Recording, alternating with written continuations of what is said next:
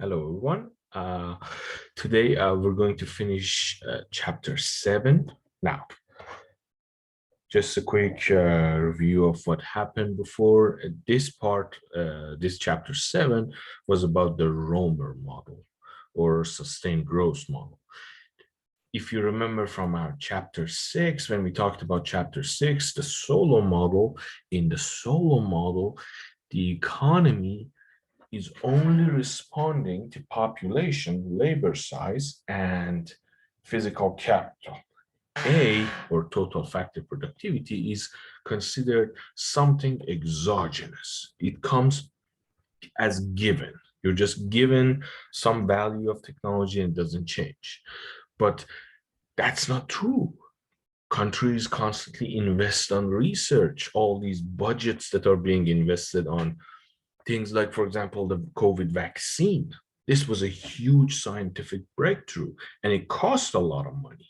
So technological growth, it comes from within the economy itself. Also, so let me check this.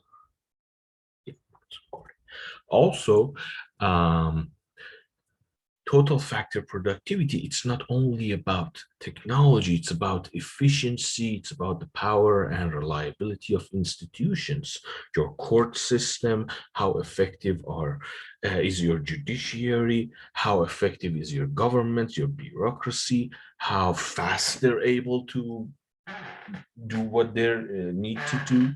Are they corrupt? Do they constantly ask for bribes to do their own jobs? Or are they honest and they're being held accountable so that they won't be able to take bribes and they have to work efficiently? All this is within total factor productivity, and it comes from the economy itself. It's produced within the system. Therefore, it's not exogenous, it's something endogenous. Now, we also said that in the main difference between Solow model and the Romer model is that in the Romer model, you divide the population into two parts. Part one are those labor force that produce stuff, LP. These are your factory workers, your engineers, your doctors, your truck drivers, your farmers. These are people who produce things. Part A, these are labor force that produce research and development, your scientists, your researchers, your inventors, your lawyers, your judges. They're all about total factor productivity of the economy. Your police detectives. They're about making the economy more productive. And of course, there is an alpha, which is the amount of labor devoted to producing R&D. It's a ratio. It's always less than 1, for example, 0.5. That means 50% of all your workers are government bureaucrats, scientists, police officers, and so on and so on. The production function is the same just as the Solow model, but there's a huge difference here. The production comes from labor that produces things. In the production function, your L is just LP here. What do the rest of your labor force, those scientific core and like the part of the society that produces research do? They produce A. So by producing A and by increasing your technology level, they multiply the output of the worker like part of the society, the producers of the society. In management, we call this force multiplier. So they don't engage in creating things themselves, but they multiply other people's creations. They're force multiplier. They multiply things. That's why they're important. And of course, Your output per capita, output per labor, very important. Remember, your output per labor is YT divided by your LP. This shows how much output you're producing per 1 unit of labor, which is producing things. This is why it's matter. And the lowercase k, it's capital per worker. Remember the toolbox per mechanic we talked about? This is uppercase K divided by LP. This means how much physical capital there is for every worker that is actually producing things. So it's not about one toolbox for a scientist. Nobody cares about that. It's about one toolbox for a mechanic, the person who's actually producing things. And this X, which is showing the rate of growth in technology, it's basically, it tells us how productive your scientific class and your scientific part of the labor force are. Are they experienced? Do they have good labs? Are they well funded, or are they underfunded graduate students? This is shown with this X. So yeah, incorporating non-rivalry. Remember, we talked about the technology in this model is non-rival. It's available to everyone. As soon as you discover something, bam, everyone would have it. Therefore, it's a force multiplier. It exists across all parts of the economy. And for a very good example would be Henry Ford's linear production line. By having a production line, it's a very simple thing, very easy to copy. As soon as Henry Ford came up with this, everyone else adopted this. But this revolutionized production. Henry Ford is known as the father of industrial engineering just because of this very, very simple and frankly, like obvious. I mean, I wish I was in that age. I could have come up with some really easy inventions. Unfortunately, I live now, which is impossible to invent new things. Everything has already been invented. It's really hard. Just a joke. So this X represents how efficient they are. And because it's non-rival, as soon as somebody invents something, everyone else will copy it, will adopt it. Therefore, it doesn't have diminishing returns. Therefore, it can constantly grow and grow and grow. If it had a diminishing rate of return, it would have had a steady state. At some point, if technology was being invented by costs through spending money and then selling it to the public because of the forces of supply and demand, at some point, you would have an equilibrium for technology. You would invent and invent and invent until the price would be equal as your costs. Therefore, you will not invent anymore and you will just sit there. That would be the equilibrium of the economy. But because it's non-rival, it's available to everyone, it will constantly being produced and produced and produced. The production function in terms of the growth rate of technology would be this. Remember, GA is the rate of growth in A. GL is the rate of growth in your labor. GK is the rate of growth in your capital. And it's always the end point minus the start point divided by the start point.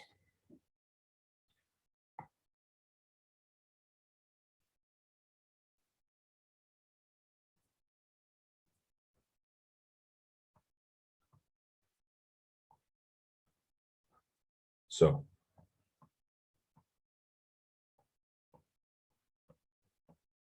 your GA would be this.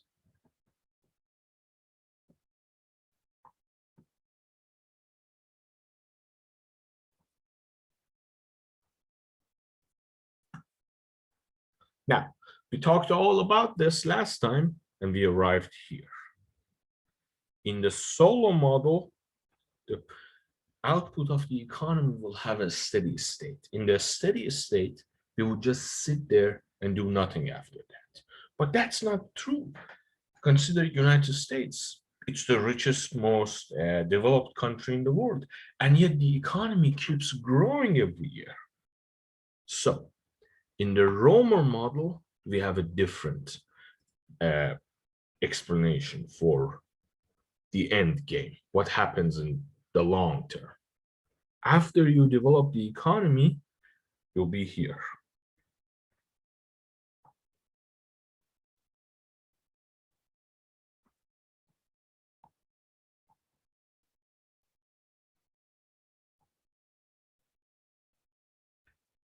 Lowercase is P.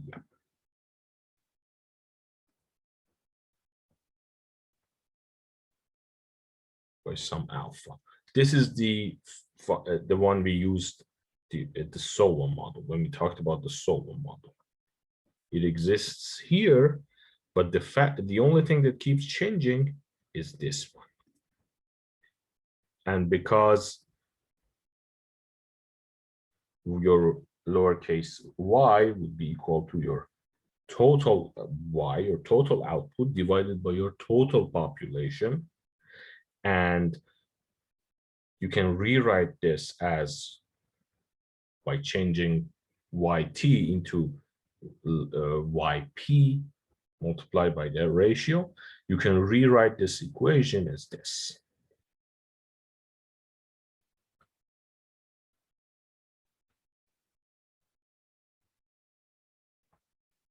If you remember, your LP would be equal to 1 minus alpha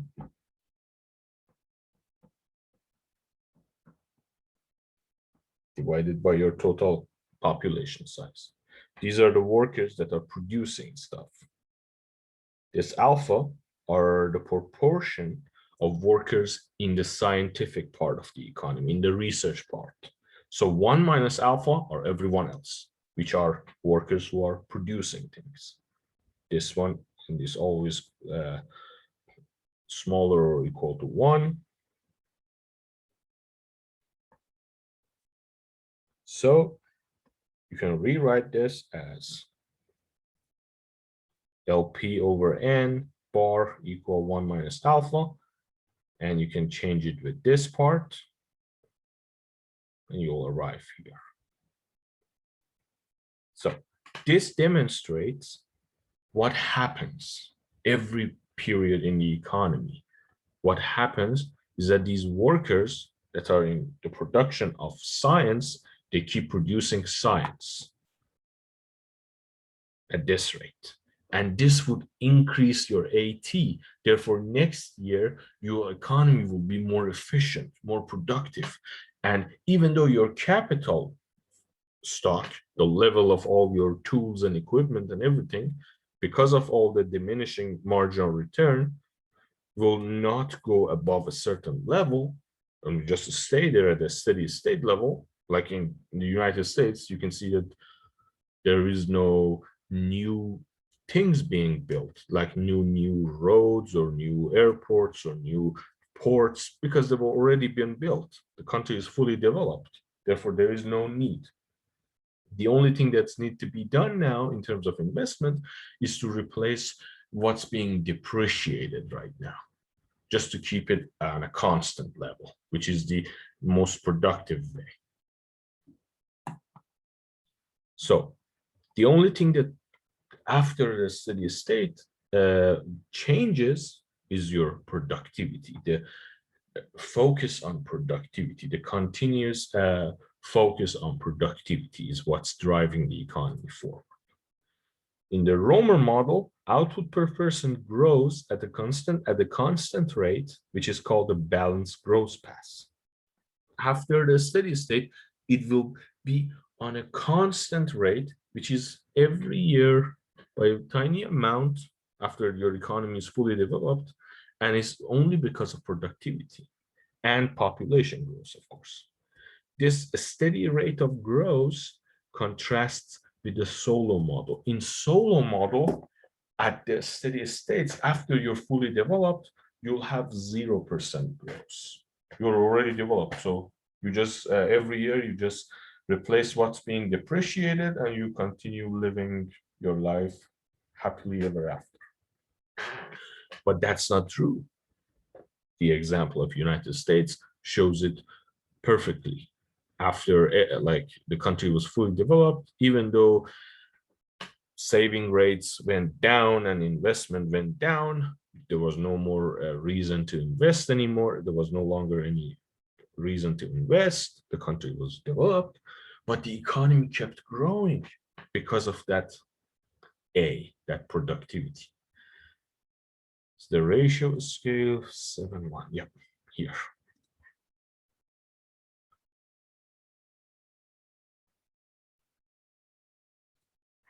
This is the output per capita per time.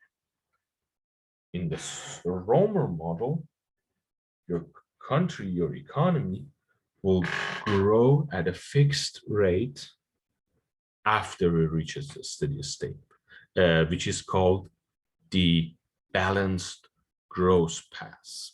This basically tells us that after you're developed, your economy will constantly grow because of productivity. It will no longer be like 8% growth. It will be a tiny bit every year. This is why President Obama once said that 3% economic growth will never come back to the United States, because that was the idea based on his, that was the idea that was driving his economic team.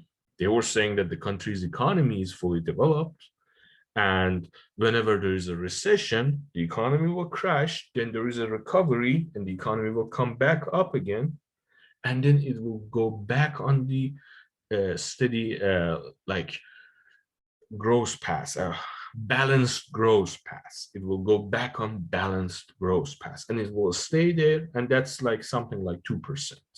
So the economy will always grow by 2%. You can never make it like grow to like 4% or 6%, unless there is a recession. If the situation is normal, right now we have a 6% economic growth here in the United States.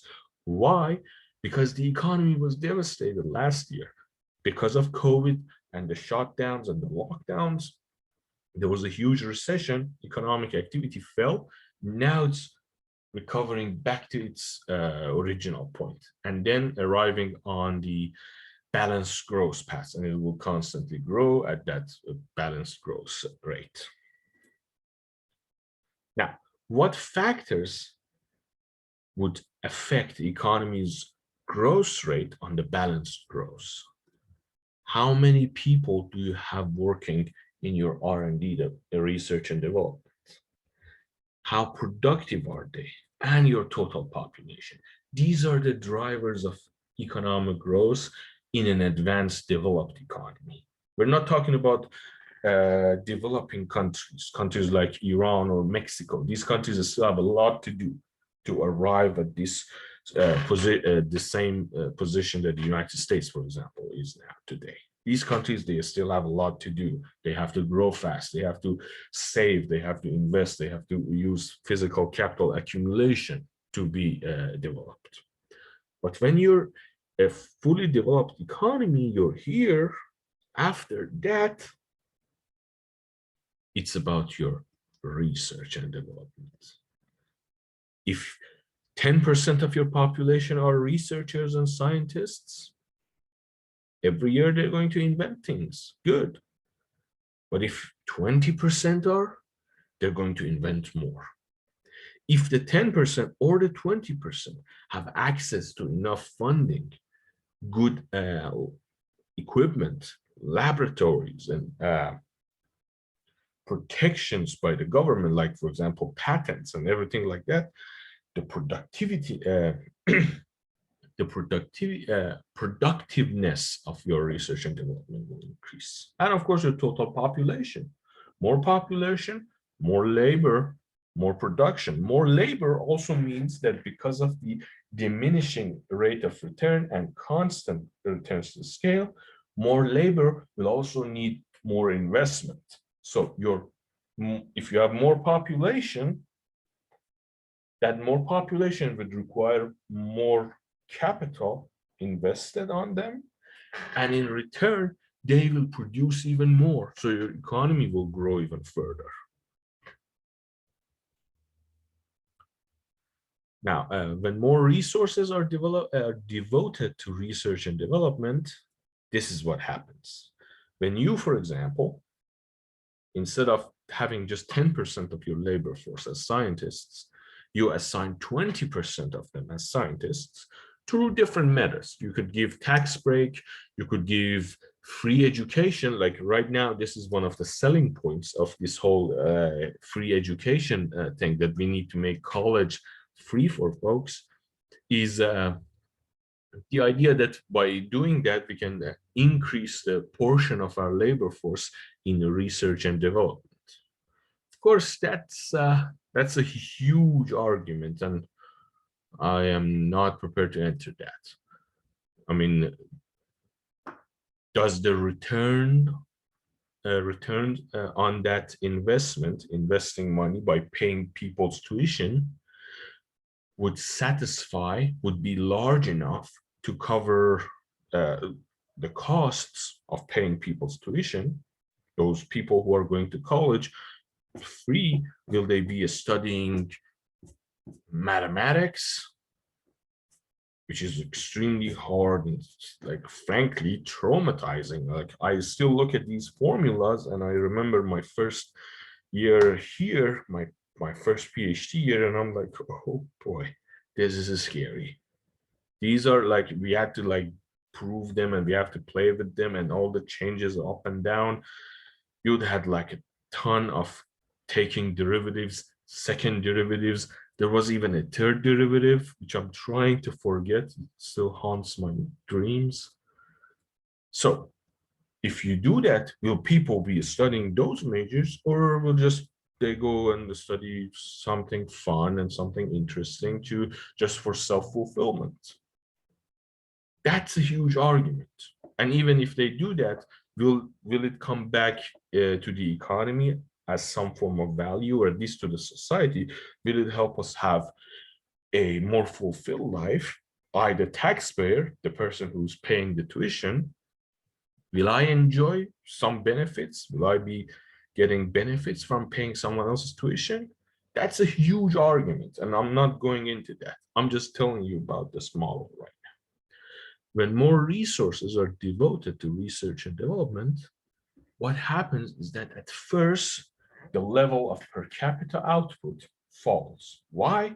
Because you're taking folks from factories, sending them to schools to become scientists.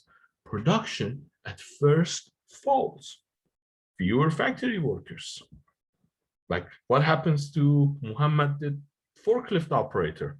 He's gone to school to become a physicist, like a physics professor.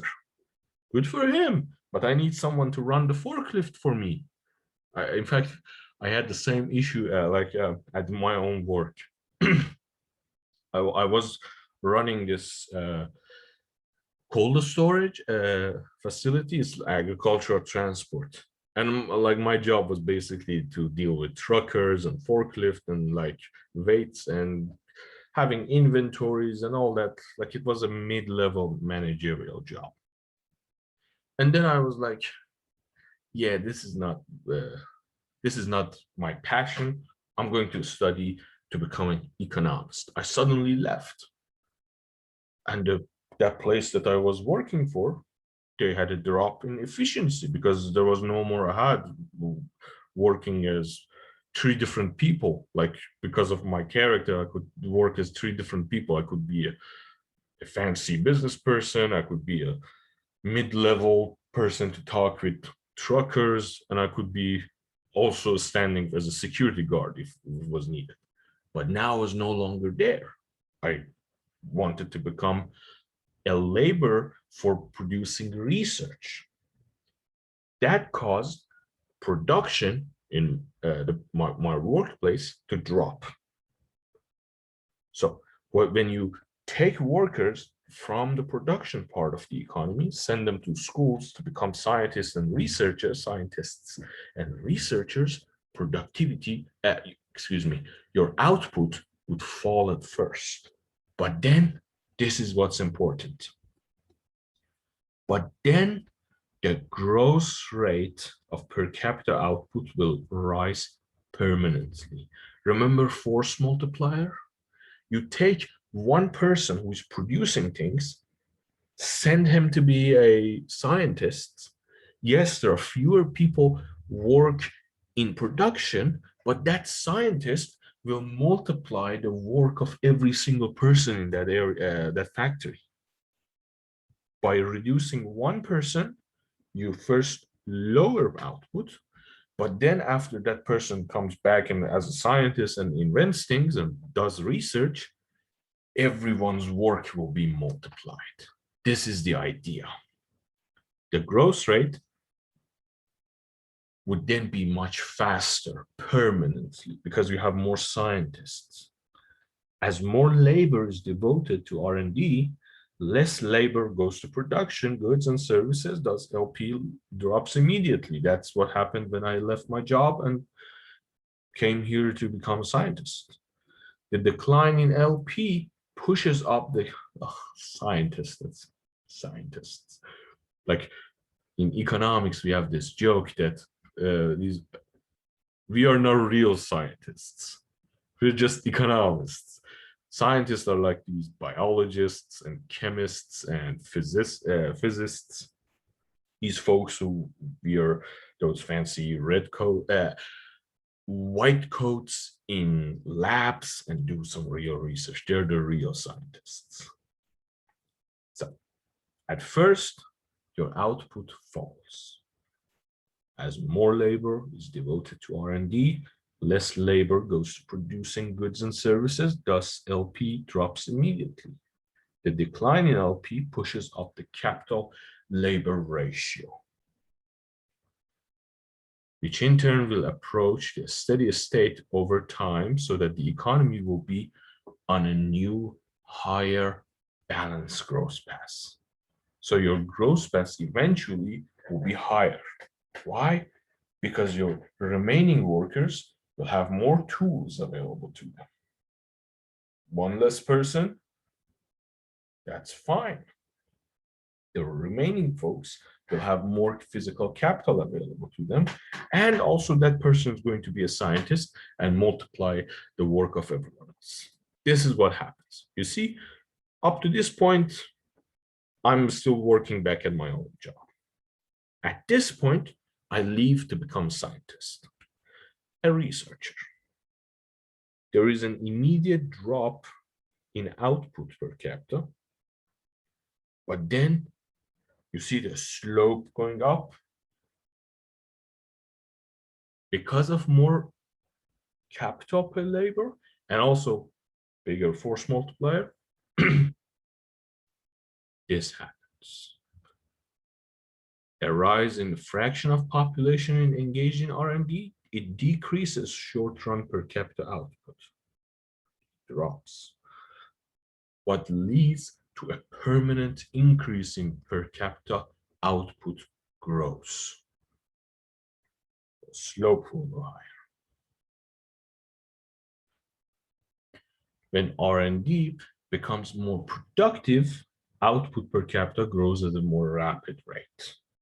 Also, by making your R&D be more productive, you can make your economy at the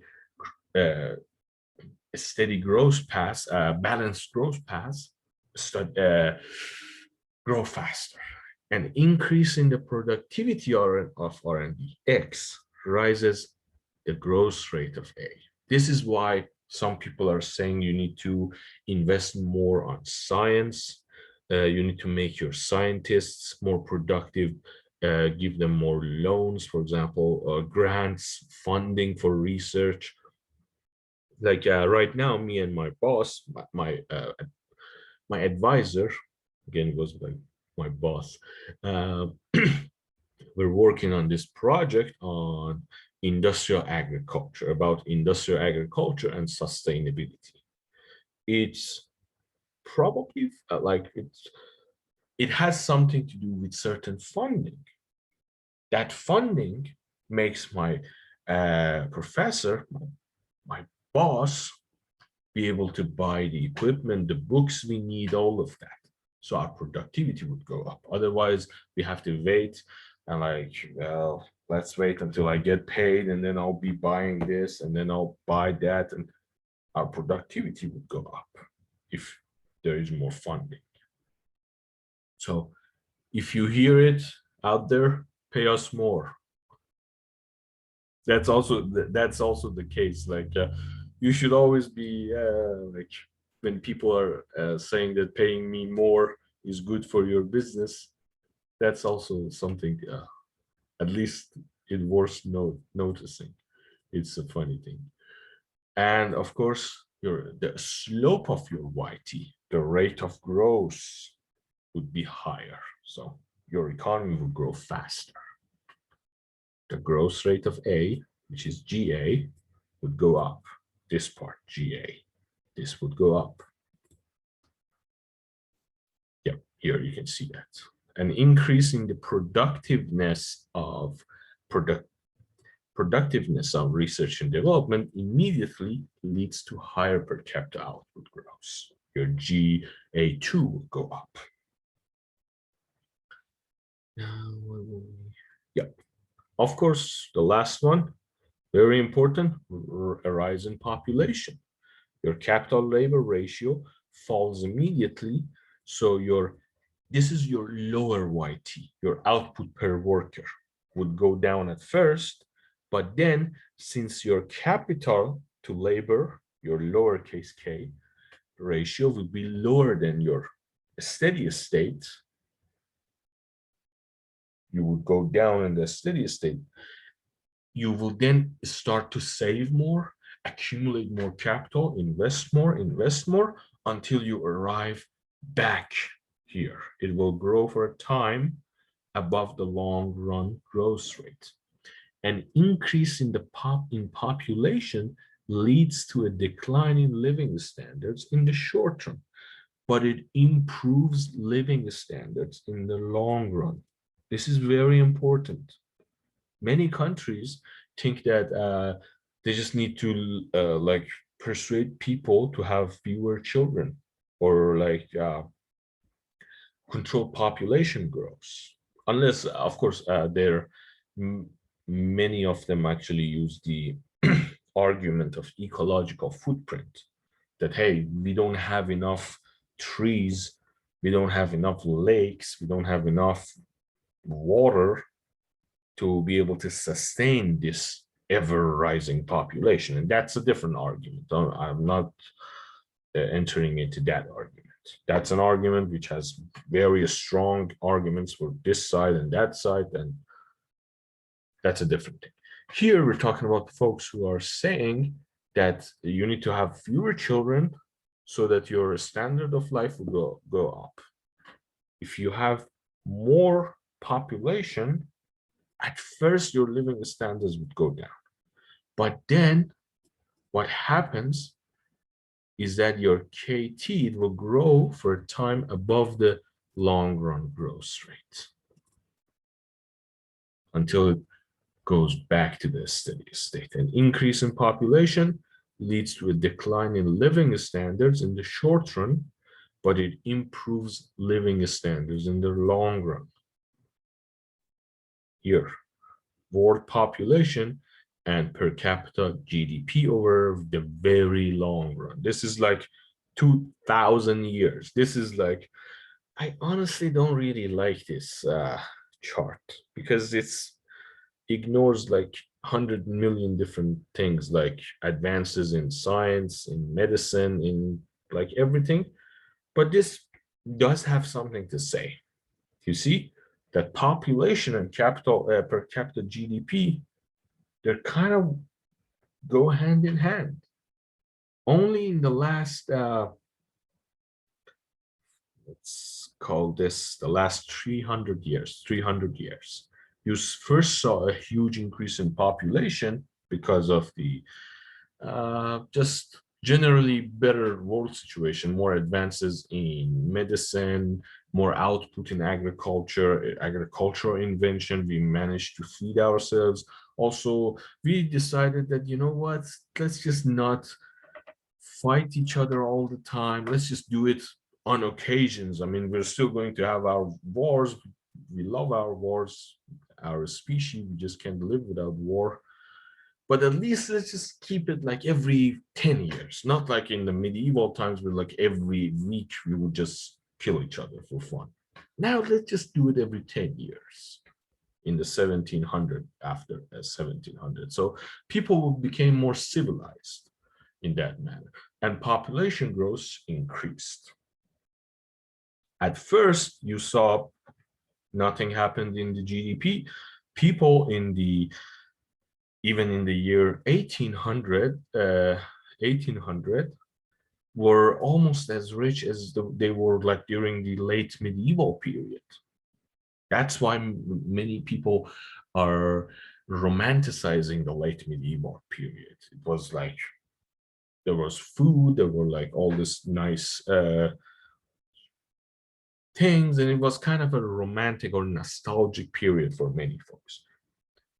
But this, like in 1800, it was the time of Marxism and everything, like the start of industrial revolution, and people didn't really see all the benefits of it up until the 1900s. In 1900s, population exploded, and at the same time, GDP growth exploded. This could be, well, this could be used to prove this argument, or it can also be attributed to technological advances, the huge technological inventions of the 20th century, invention of electricity, airplanes, all of the like jets and like computers, everything just in the first half of the 20th century, everything changed. It was like most probably because of the internal combustion engine and oil. Thus, population growth leads to lower living standards, according to the Solow model prediction, or higher living standards. Now, this is important. Solow model says one-child policy. Don't have many babies. They're not really good for your living standards. Let's just have a lower population so that your output per worker would go higher. The non-rivalry of ideas, however, which is introduced in the Romer model, changes this. If you have more population, you'll eventually have more scientists. And those more scientists are producing more research, more and more research. And because those research are available to everyone, they would multiply every single person's work, which might explain why countries with high population growth don't have high per capita income. What? Yeah, this is wrong. This is wrong. This is called technological spillover. It means that advances of technology would spill over all the sectors of the economy, and it would make the economy more successful, more growth faster. But for the world as a whole,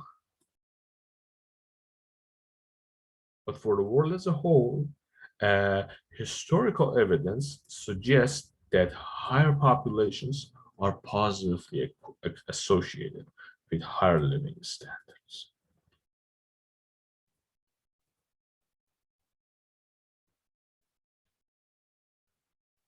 Yeah, this part, I have trouble understanding this part. Something differently wrong with that. So the Romer model and the saving rate, a higher saving rate, just like the Solow model here. Nothing changed. The higher saving rate would result a higher level of output per capita, but not a higher level of sustained growth rate. So what happens is that your growth rate the rate of growth in your science and like your output per capita, it's only depending on that the growth in technology. That wouldn't change, but you'll be just richer. Greater saving rates raises investment in capital and therefore KPT. As KPT reaches a higher steady state value, the economy returns to a balanced growth path, where uppercase Y, T, is growing at the same rate as before. This is the best way to show it. You see?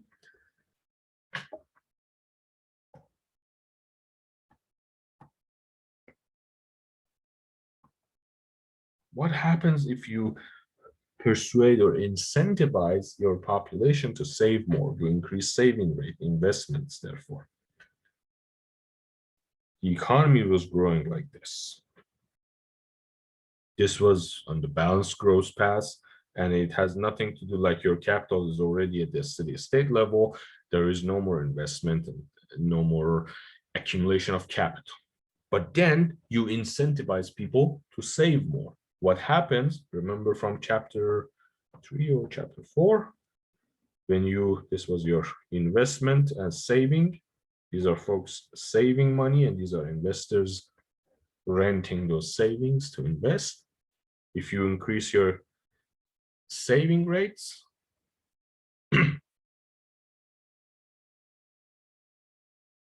excuse me, you increase your saving rate like this, people would invest more also. Your R would go down, your interest rate, real interest rate would go down, your saving rate, which went up anyway, and also your equilibrium level of investment would go up. So the country would invest more and invest more. So what happens is that when you incentivize your economy to save more, what happens is that you immediately arrive at a higher point of wealth, national wealth. So your country would be richer. But then you would again grow at the same exact rate. So if this continues like this, these two are completely parallel. Their slopes are the same. Your speed of growth, your every year growth rate, 2%, for example, will be the same, but the country would be richer than it would have been before reaching the point of growing 2%, 2%. Because of here. Here, the economy will grow really fast until it arrives at the balanced growth path. And this is better. So you want to still incentivize your population to save more. And yeah, here.